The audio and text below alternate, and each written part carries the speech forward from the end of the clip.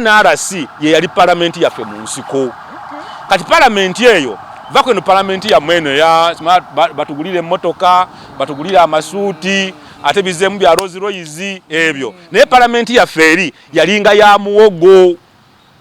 Nga abasajja bali ya muwogo, bali empengere, ali ne batutesiza ebintu ebyatuyamba okuva okola ki? Nkubuliyeko ba member parliament abaliyo. Nkubeyeko. Honorable Katenta Apuli. Simanyi wajali yali mukiise wa parliament mu nsiko Katenta Apuli.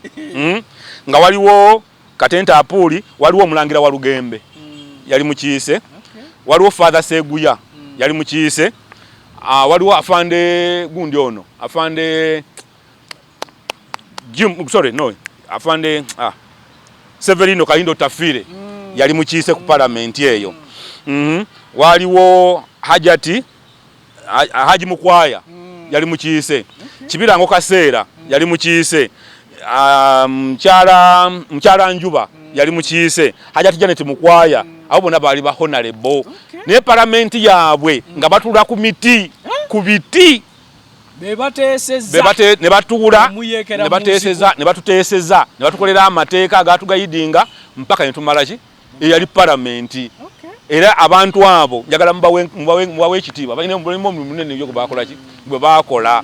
So nga tuzeeyo wali kati afanda alagira muzeeyi alagira nti 9th battalion 11th parliament yafeyo gyenjogeddeko headquarter kubanga waliwo general headquarter mulimu department ya intelligence mulimu direct welfare mulimu bichi bano bagundi bani bafande jimuwezi bafande Kagame bani bonna headquarter ne women's wing yafane na Lweiso kubanga deputy bamitanga Maimuna Nadduli.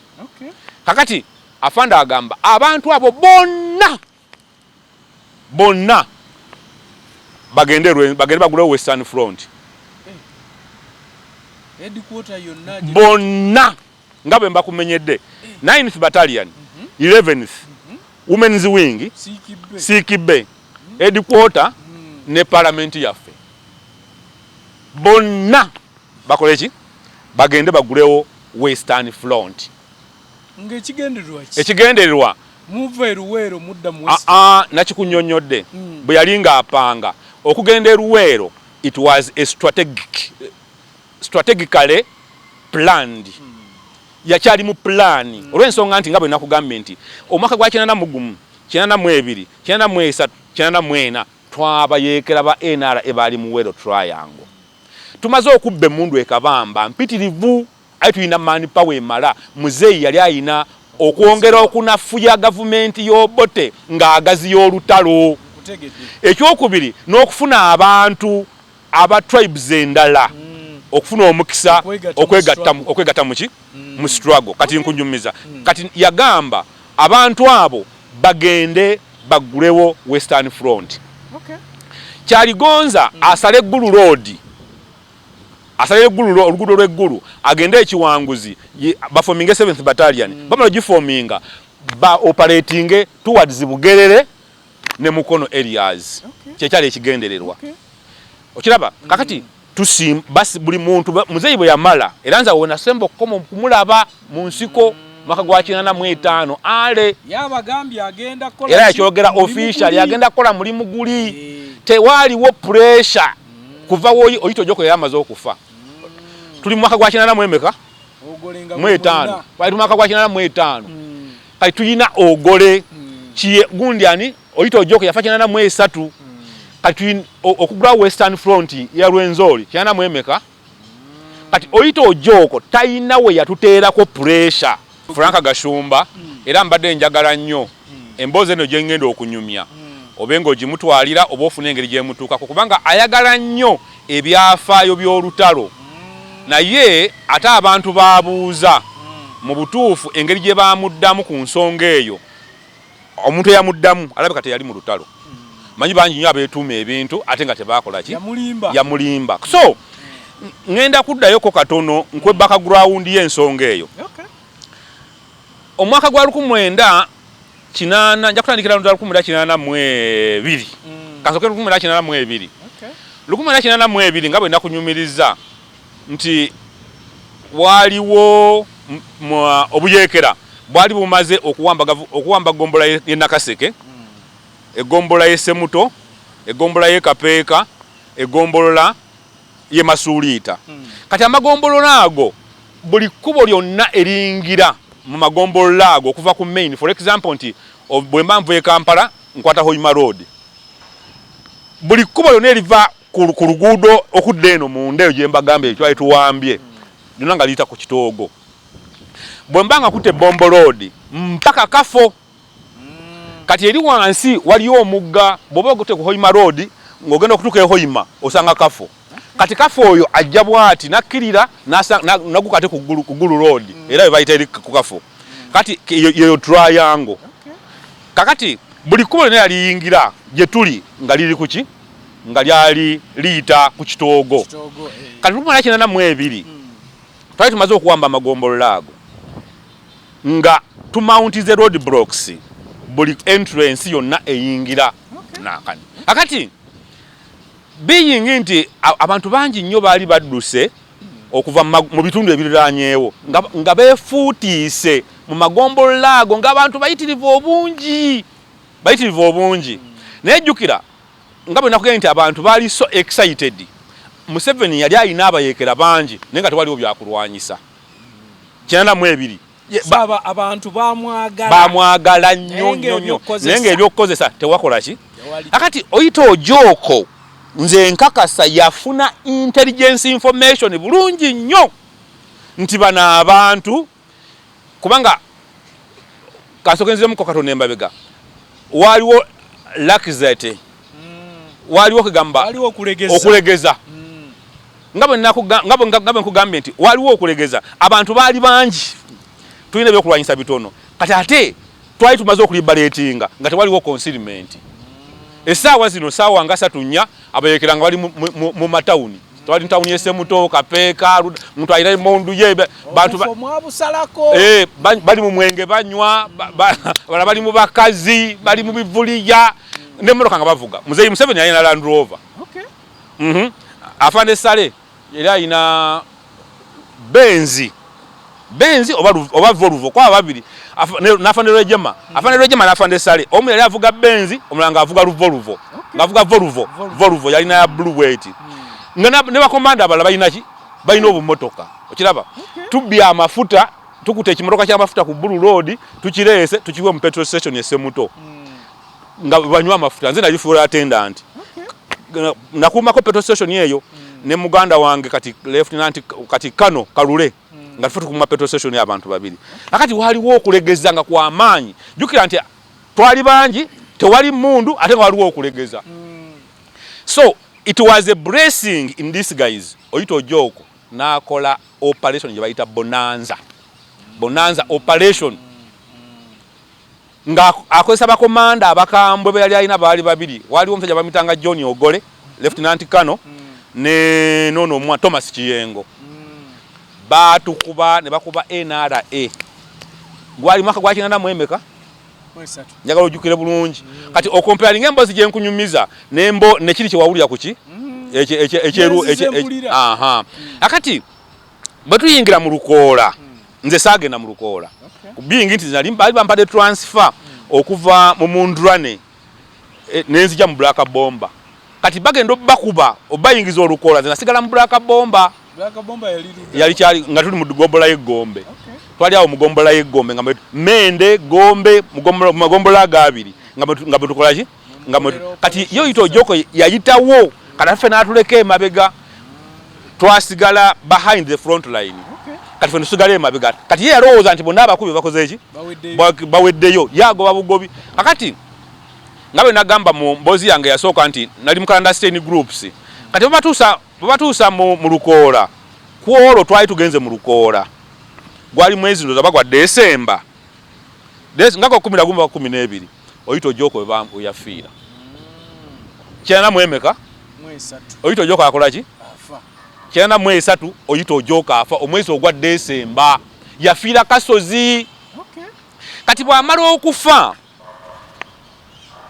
okufa naye yali atufunzizza lwakuba emboozi eyo njagibuukabuuka yali atufunzizza ate nagibanyumizaako akati bw'amala okufa NRA yadda engulu yali atufunzizza era abantu bangi nnyo baafa ate omwaka ogwa 1983 gwali mwaka mubi nnyo endwadde zaatutta abantu baadizaatinga abantu baafa olw'okusonga twali bangi tetulina byakulwanyisa era ng'abamu baddanga mu bwama ng'omugenzi yali Drago yaddanga mu bwanga ngamba naye muzeeyi Museveni ono muzeeyi twamutanga muzeeyi mu nsiko naye muzeeyi ono yatulimba ngagamba naye tuli bantu bangi atugamba ebyokulwanyisa weebiri biri luddawa nga tetulina mundu tetulina masasi yetanze okwemulugunya emundu omuntu alina emundu ng'alina amasasi gasukka 20 kazi alina AK47 nga mulimu amasasi 6 gokka 6 kakati oyita ojja okubamala okufa bapointinze Smith Opono Chaka kuba kulanka ya Lieutenant Kano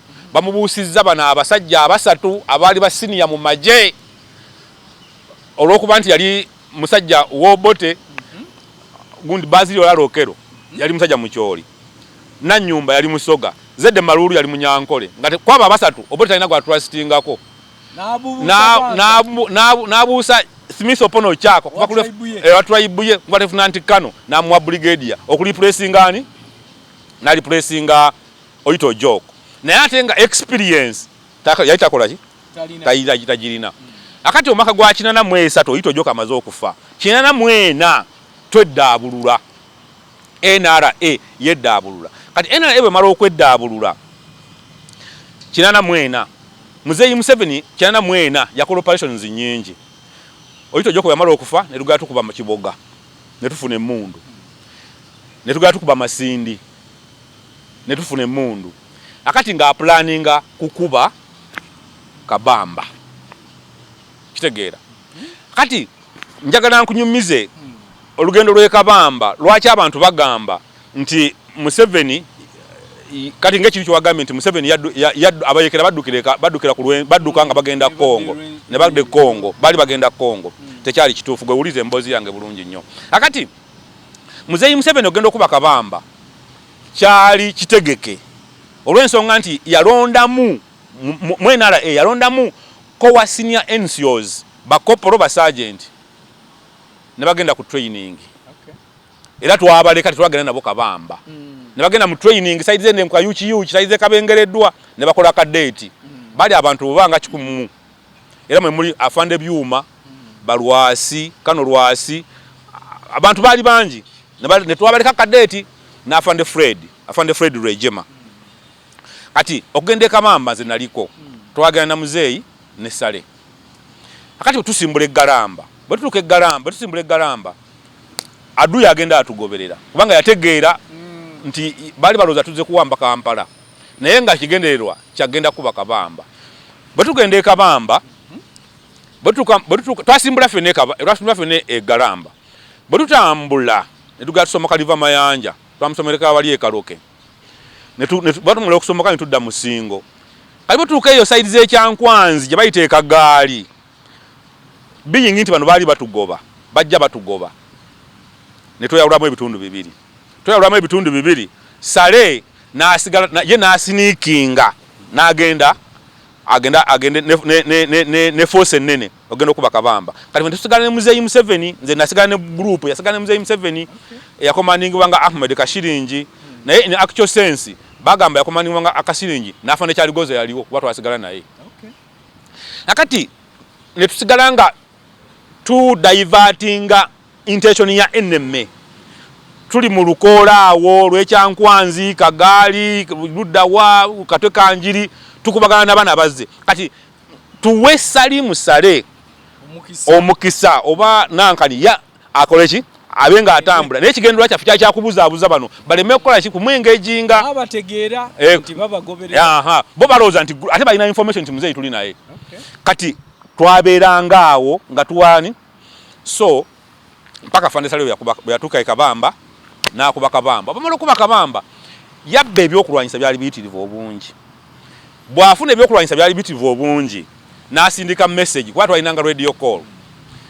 n'asindika message ewa muganda we ewa Muzeeyi n'agamba maze okuba naye entambula nzira sayidi weno bwenti kati naffe ne tusimbula ogenda side gyakolaki yayo akati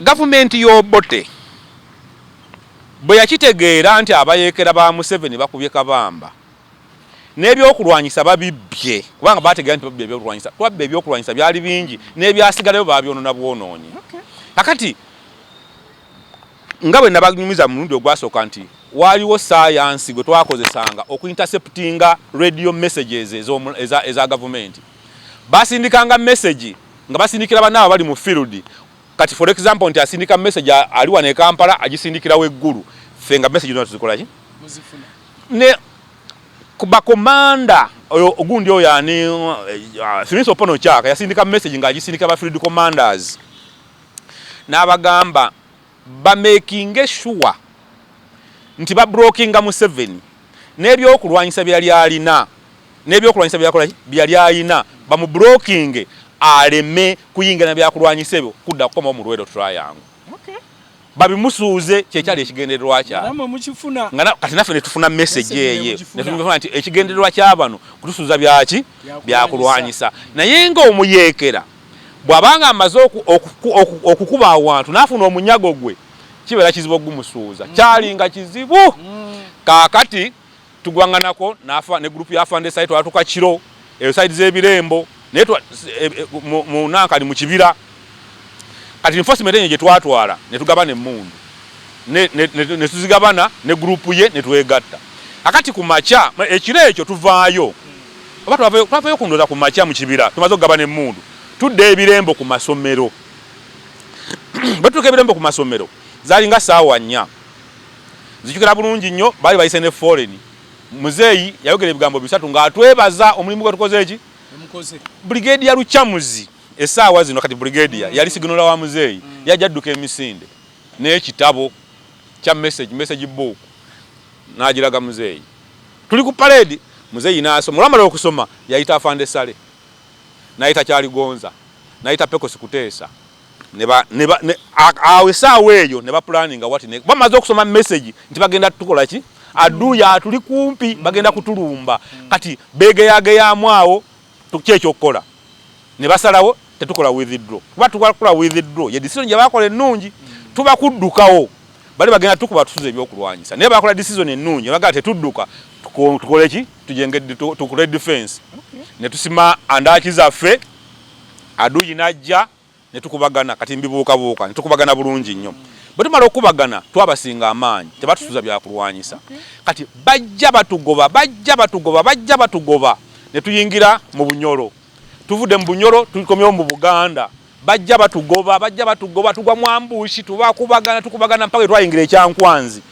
ekyankwanzi mu farm ya Cardinal Nsubuga waliwo emmere ne tugiridde era nga bataddeko helicopter ejje tukolaki ejje etugoberera kati ne tuvaayo ekyankwanzi twatwala ennaku ndwa za 3 tukurosinze river omugoogo baguyita Mayanja twakurosingira side zeno wansi wekapeeka sikyajukira nawe nga katale ka mmesa awo twakurosingira kati ne tujja ne twekweka ekirema Afande Sale waali kati saawa zino mu kibira waliwo ekibira kirungi nnyo ne twekweka bwe twekweka bajja batugoba batuka ekirema ne tukubaganira ekirema ekigendererwa kyabwe kyakola ki kujaga kubakulwanyisa ne tukubaganira ekirema ne tukubagana mpaka bwe batulema twamalawo ennaku 3 ekiro saawa ndoza zalinga 4 ne tubatolokako bwe tubatolokako tusala oluguudo oluva Essemuto okugenda Kapeeka twasalirawo Kabeere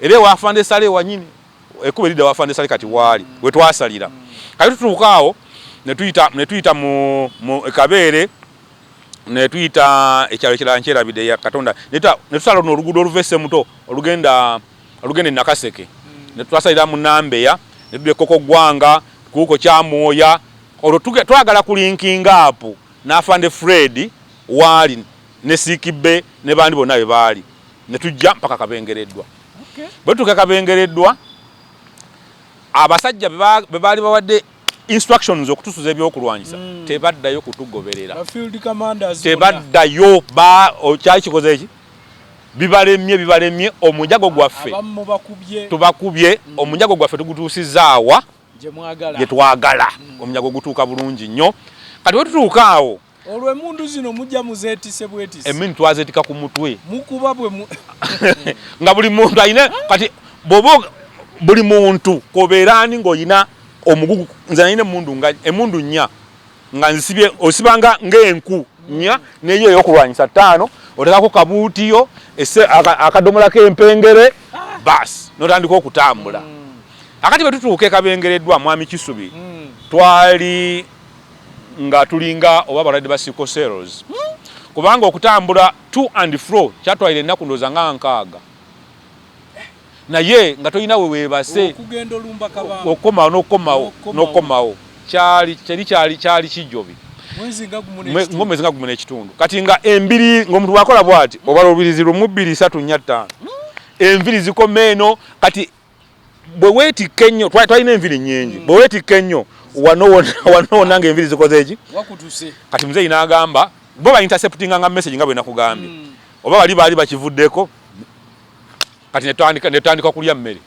netuwummula kati netutandika okukola amazo naffe tetwawummulanga naye mubiseera ebyo by'okuwummula twegezangamu nga bwolaba America egenda kukola operation oba nankani erumba Iran amagye gayo balina okusoki kati naffe twabeeranga twegezaamu buli lwaggulo nga twegezaamu saa zero 8 tubeera twegezaamu mu bibira tukola kitwa training teri mpaka yetwaddamu amaanyi kati njagala mwami Kasumba awulira awantu wano wengenda kyekisinga tukole clarification ku nsonga eyo kakati twamalawo awo abantu kumpi weeks 3 tewali kulwana tulya buli tuwumudde high command ekolaki tweza bujja high command etudde kati high command bwetuula yali epanga olunaku terwakya nga luba lumu muzeeyi nga batuyita fenna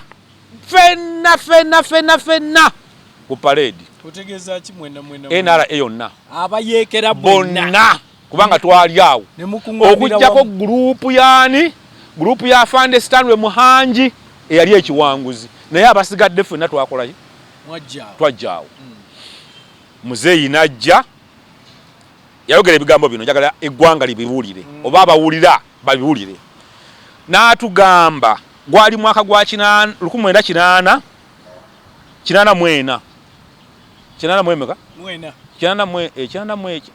tuyingira 85 awo ndoza January kubanga kabamba twagigulwa mu December kusabya Christmas tegeza mwali muyingi 85 muzeeyi ajja atugamba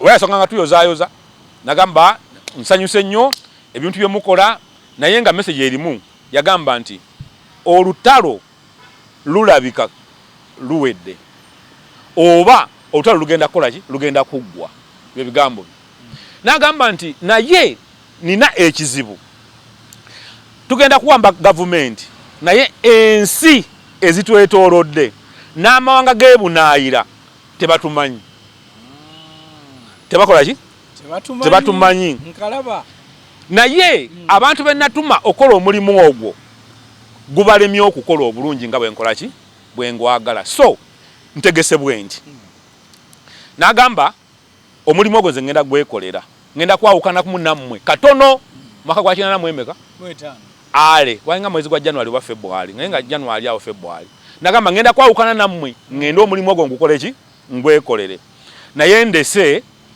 mpanze bwenti era yagamba mtu ayi nagamba mpango itakuwa hivi nagamba tumejenga tuzimbye first battalion kati unit seasonal Mwanga Nkuruma Kabalega sijui Ruta biki aweza koma amanya ago begakola ki simaya braka bomba amanya wegakola ki wegakoma twaye tufunya amanyi emundu zile twaje kabamba zai sukoledde bulungi nnyo akati muzeeyi nga atugamba nti nzimbye first battalion njiwadde Pecos Kuteesa ye commanding officer twayisiwe Mugisha Cheishe bamisanga Mugisha Cheishe nenga twamunikineminga Mugisha Karampenge yamsaja mulwanyi nagamba third battalion egenda kubeera yaba mwesije bamukamwesiga twayisi Patrick Lumumba.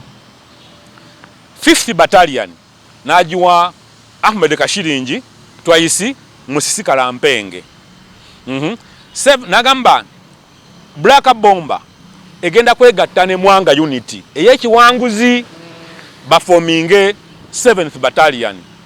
Kyaligonza yesiyo Stanley Muhanji twice. Nagamba 9th Battalion njiwadde Julius Kihandaye ne twice we sikyamujjukira. Nagamba 11th Battalion njiwadde Sefali ne twice wao sikyamujjukira, abali batwaise abo sikyabajjukira. Awo we yakoma n'atugamba bwati njagala ulize bulungi. Nagamba nti 1st Battalion, 3rd Battalion, 5th Battalion zigenda kusigala mu Luwero Triangle under Salimu Saleh. Under who? Salimu Saleh. Akati jukira nti okuva 91, 92, 93, 94 tubaye tulwanira mu Luwero Triangle. Government y'Obote ebadde tuluma mu Luwero Triangle. Kati olw'emmundu zino ze tufunye muzeeyi extendinze olutalo. N'agamba bwati 11th Battalion, sorry 9th Battalion, 11th Battalion Sikibbe ompulira bulungi Sikibbe abalwadde twalina abasajja abalwadde kakati nga bolaba afane tumukunde abo afane tumukunde afane tinyefunza waliwo ono yakayingira mpalinyi bamita Rwashande tobalabe batambulanga zine modoka ezikutuusako Center Boloti. Center Boloti ogimanyi? Nzimanyi. Kati modoka lole bali bakuse tulaba batambulanga bali babakubye. Yali Sikibbe. Kati nagamba 9th Battalion 11th Battalion Sikibbe mwali mwana abalade babanji. General Headquarter Munsiko twalina departments sisebo. Nziwulira. Twalina departments. Bw'okimanyi Munsiko twalina ne parliament. Munsiko twalina parliament. Mwali mutuuza parliament. Twalina parliament kasooka nkikunyonyeremu awo nga sinatuka. Speaker yali Alhaji Moses Kigongo. Yali speaker. Yali speaker wa parliament. Olw'ensonga nti yali bwe baali bafominga ekintu kino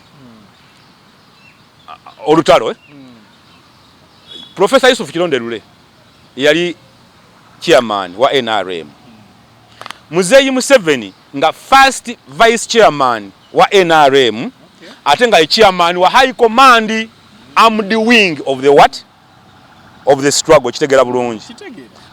Akati Moses Kigongo nga ye second vice chairman wa NRM ate nga ye chairman wa NRC, a political wing. Byatambulanga bimeka? Kati NRC ye yali parliament yaffe mu nsiko. Kati parliament eyo vako no parliament ya mweno ya batugulire motoka, batugulire amasuuti, ate bizemu bya Rolls Royce ebyo. Naye parliament yaffe eri yalinga ya muwogo. Nga abasajja bali ya muwogo, bali empengere ali ne batutesiza ebintu ebyatuyamba okuva okola ki? Nkubuliyeko ba member parliament. Nkubuliyeko ba member parliament abaliyo. Nkubeyeko. Honorable Katenta Apuli. Simanyi wajali yali mukiise wa parliament mu nsiko Katenta Apuli. Nga waliwo Katenta Apuli, waliwo Mulangira wa Lugembe. Yali mukiise. Waliwo Father Seguya. Yali mukiise. Waliwo afande gundi ono. Afande afande Severino Kalindo Tafire. Yali mukiise ku parliament eyo. Waliwo Haji Mukwaya yali mukiise. Kibirango Kaseera yali mukiise. Mkyala Njuba yali mukiise. Hajati Janet Mukwaya abo bonna bali ba honorable. Ne parliament yaabwe nga batula ku miti ku biti bebateeseza ne batuula ne bateeseza ne batuteeseza ne batukolera amateeka agatugayidinga mpaka ne tumala ki yali parliament. Era abantu abo njagala mubawe ekitiibwa balina omulimu munene byo bakola ki bwe bakola. So nga tuzeeyo wali kati afanda alagira muzeeyi alagira nti 9th Battalion 11th parliament yafeyo gyenjogeddeko headquarter kubanga waliwo general headquarter mulimu department ya intelligence mulimu direct welfare mulimu biki bano bagundi bani bafande Jimuwezi bafande Kagame bani bonna headquarter aha ne women's wing yafane na Lweiso kubanga deputy yo bamitanga Maimuna Nadduli. Okay. Kakati afanda agamba abantu abo bonna bagende bagule Western Front. Headquarter yonna bonna ngabe mbakumenyedde 9th Battalion 11th Women's Wing Sikibe headquarter ne parliament yaffe bonna bakoleki bagende bagulewo Western Front. Ekigendererwa muve Luweero mudda mu nakikunyonyodde bwe yalinga apanga okugenda Luweero it was a strategically planned. Yakyali mu plan olw'ensonga nti nga bwe nakugambye nti omwaka gwa 1991 92 93 94 twabayeekera ba NRA ebali mu Luweero Triangle. Tumaze okubba emundu ekabamba mpitirivu ayi tulina manpower emala. Muzeeyi yali ayina okwongera okunafuya gavumenti y'Obote ng'agazi y'olutalo. Ekyokubiri n'okufuna abantu aba tribes endala okufuna omukisa okwegatta muki mu struggle kati nkunyumiza kati yagamba abantu abo bagende bagulewo Western Front. Okay. Kyaligonza asale Gulu Road oluguudo lw'eggulu agende ekiwanguzi bafominge 7th Battalion bamala gifominga ba operating towards Bugerere ne Mukono areas. Kyekyali ekigendererwa. Okiraba kakati tusim basi buli muntu Muzeeyi bwe yamala era nza wona sembo komo kumulaba mu nsiko mwaka gwa 1995 ale yabagambye agenda kola era yakyogera official yagenda kola mulimu guli tewaliwo pressure kuva oyito joko yamaze okufa. Tuli mwaka gwa 1995 bali mwaka gwa 1995 kati tuyina ogole kiye gundi ani oyito joko yafa 1993 kati okugula Western Front ya Lwenzori 1995 kati oyito joko tayina we yatuteerako pressure kituufu kyaliwo twabiwuliranga mu lugambo ngayiko ankikubuulira akati bwe basimbula kubanga bingi nti baali bangi kati group eyo yonna okugitambuza okugiyisa ogijje mu Buganda ogiyise mu Mubende babo kyegegwa ogitwale mpaka Fort Portal bali nyensozi Lwenzori lwaliki tegwali mulimu mwangu. Kakati Muzeeyi n'alagira nti bingi nti mulimu banani combatants bangi afande Sale ajjeko battalion emu kuzina 3 ajjeko battalion emu eyafande Ahmed Kashiringi eyongera okulinforcinga okubakuuma nga bagenda era bwe batuuka eyo baali bakomawo nga bamaze okubatuusa baali bakomawo twayisiwaayo bakubagana ne enemy yali agoba bali era mbambi bwe yafiira mu Sekalampenge n'afa. Kakati okugula Western Front afande Fred front kati ziri meka ziri 3 eyakyaligonza Bugerere Kayunga Mukono areas kiwanguzi bamugamba abuke n'ogwo omuggalwa Sezibwa agende mu bitundu bye Bugerere Mukono areas eyo front eyafande Sali Musale Luweero Triangle afande Fred Western tewaliwo pressure kakati government bingi nti bali bantu bangi bagenda government ey'Obote yabadetectinga kati balaba bali bangi kati balaba omusululu ne Sikibe kuba kwaliko aba stretcher mwalimu obusepiti abokusitula obusituzi mulimu abakadde bafane Nasulu Ezaluku mulimu bani nani combatants parliament yaffe kati abantu bebabalaba balowooza nti Museveni ali mu line eno badduka balagawa bagenda mu West bagenda Congo government yabasiriza amaanyi babagobye badduse era mukama wange nyakukyoogerako eyali minister muntu mukulu nnyo mu government kati saawa zino eyali minister wa security ebiseera ebyo mu government y'Obote kati saawa zino mumpembe mu government eno kati ye yalimba mukama we yafuna information ey'obulimba nti abayeekera tubasinzizza amaanyi badduse mu Buganda boolekera luddawa bagenda Kongo polisi Lwakasiisi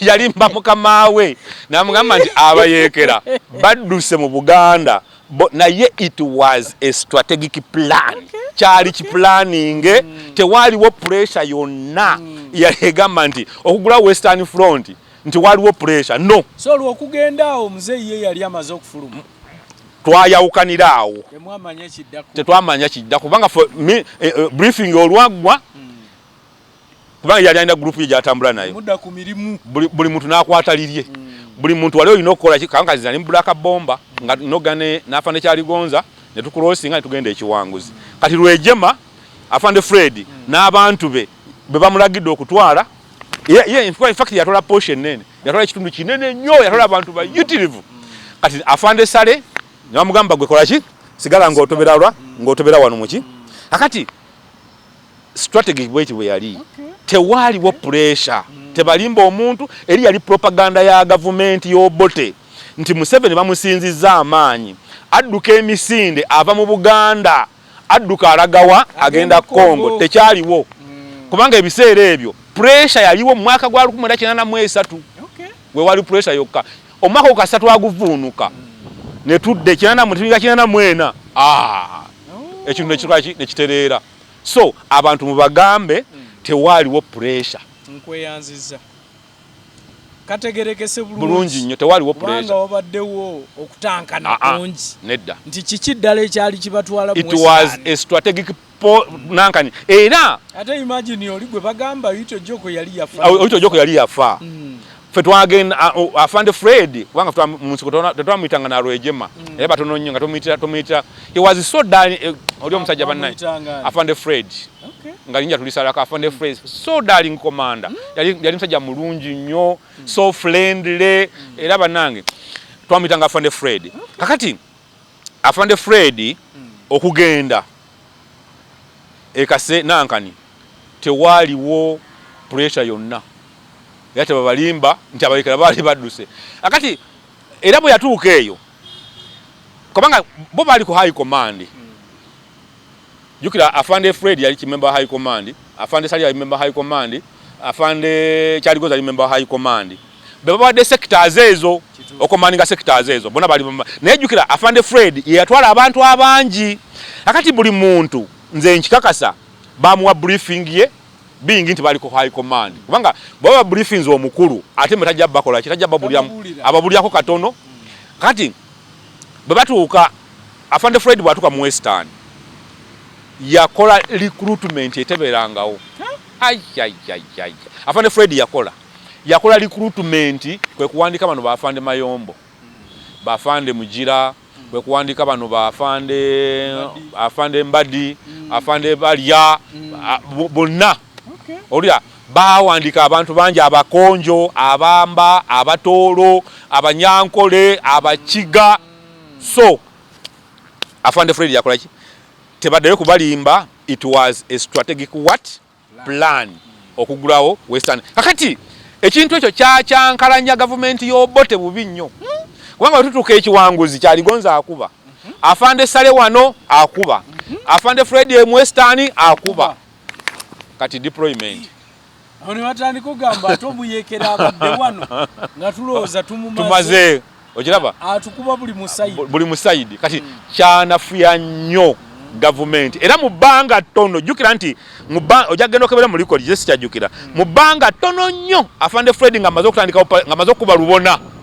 Rubona yakyajinga emundu nyingi famunye Rubona abantu government y'Obote teyamala bbanga ttono Oyito Joko maya lutwa na wamba Obote so kyekyo mukama wange mwami Kisubi embozi yeyo mbadde njagala ebigambo bino bituke ku mwami Kashumba ayagala nnyo history naye abamuwa history akatambi njaka mutuusiza abamuwa history tebaaliyo bamulimba afande ayagala nnyo afande Fred afande Fred Rejema abantu bangi bagala nnyo emboozi ya afande Fred yali musajja kumanya kye yali musajja era mu high class ya NRA afande Fred yali wakusatu yali wakumeka nga bobala muzeeyi bobala muzeeyi nobala genosale nedda sebo hey muzeeyi twalina nga amekomanda afande tumwine yali namba 2 afande Fred yali nga namba 3 afande Sale yali nga namba 4 era yensonga lwaki nkunyonyo mbadde nkunyonyola ekintu kino nti bwe bakola reorganization yeeyo afande Fred mu ngabana y'amagye bamuwa responsibility y'amaanyi okutwala training wing okutwala sikibe women's wing otwala headquarter otwala ne parliament yaffe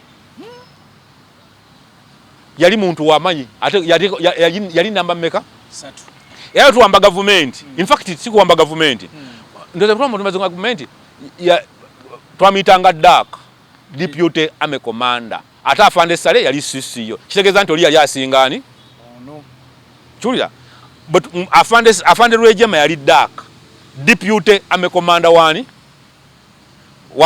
wafande Tumwinde ata afande Sale nga chief of combat operations kati kuombea ni yali mukulu okitegeera afande Fred yali muntu mukulu so byebyo byembalenze okukola ki bwaberawo obuzibu bwonna nze wendi wewa history mulina gamba bwaberawo kye neetaazo okwongerako history mukola ki omulina webale nnyo webalire ddala mwami Kasumba mundabire bolowezako mugambe nti abantu abamu amawulire ajenga wuwo wewa alikole ki bwabanga ayagala ebyafaayo bya afande Fred ebirala bingi tulina bingi nnyo doza nja kufuna tuwayeeko ku Fred amina bw'oba ddala nga wali naye nze kugambye enamba yange RO00 833